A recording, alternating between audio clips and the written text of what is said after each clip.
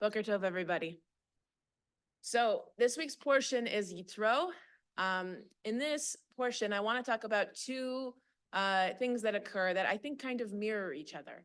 So the first of which is that Moses' father-in-law, Jethro, the high priest of Midian, comes before him and gives him some advice. He tells him, appoint leaders and judges and officers, right?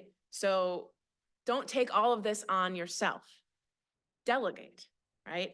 So it indicates that Moses may have been feeling overwhelmed by all the leadership that he was taking upon himself, right? So in this case, he listens to his father-in-law, and even though Moses is sort of portrayed as the wisest person in the Tanakh, possibly, and certainly the greatest prophet, right? But even he knows what his limits are, and he takes advice from his father-in-law in this case. He does appoint other leaders to take on other parts of what he's been taking on. So he's not so overwhelmed by everything that he's been doing, right?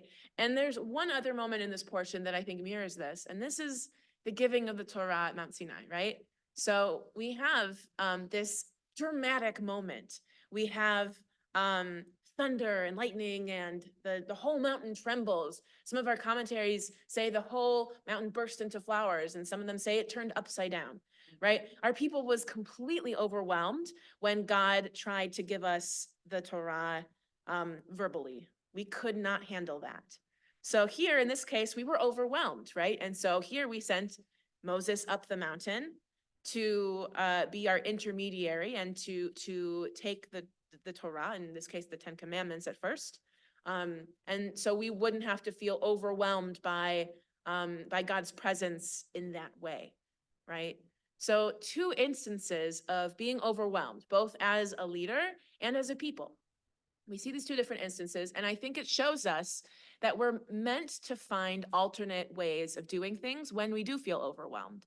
If you're feeling overwhelmed or stressed, you have to realize that there's an alternate solution, whether it's delegating to somebody else to help take on the full load together, or whether it's knowing your limits and sending somebody else in your place if you know that that can be achieved without the full people there, right? Moses goes up the mountain. So we have these two different instances. I think it's a really good illustration to us of the paths that we can take in order to not feel overwhelmed in our lives.